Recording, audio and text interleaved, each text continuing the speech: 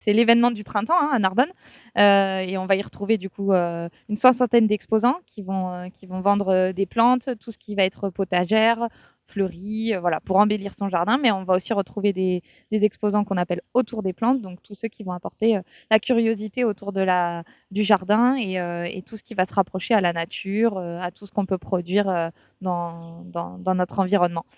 Et en plus de ça, on rajoute, pour pouvoir proposer tout au long de la journée, des animations, durant tout le week-end. Fond froide, c'est à la fois le calme, mais aussi, une bonne journée conviviale, avec, la totalité à passer sur la journée, avec, comme aujourd'hui, on peut acheter ses plantes dans le potager. C'est quand même l'un des premiers week-ends où on a envie de s'occuper de son jardin ces derniers temps.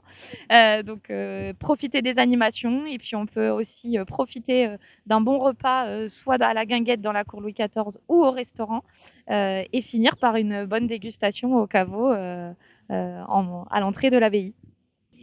Alors moi c'est très simple. La semaine prochaine j'ai un mariage et comme cadeau de mariage j'offre une jardinière, plusieurs types de jardinières à mon amie du coup qui se marie et je viens chercher du coup des plants pour lui offrir, sachant qu'elle est en région parisienne. Du coup j'en profite de vivre dans le sud pour ramener de la qualité.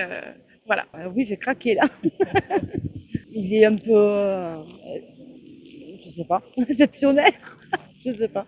Je connais pas trop ce rosier, alors. Déjà, on a la saison Fayet qui est lancée depuis le week-end dernier, donc avec l'inauguration de tout ce que Fayet a pu apporter lors de son rachat en 1908. Donc, on a une expo qui va être là toute l'année et qui va faire ouvrir des espaces différents de d'habitude pour montrer tous les apports décoratifs que Fayet a pu mettre en place. Et puis après, au mois de mai, on lance un nouvel événement qui va s'appeler Festival du jeu et de l'imagination, qui va être vraiment tourné sur la thématique du jeu, mais dans toutes ses dimensions. Et en juin, donc le 12, 13 et 14 juin, on retrouvera un événement mise en valeur de notre belle région qui est l'Occitanie. Donc on a appelé Made in Occitanie.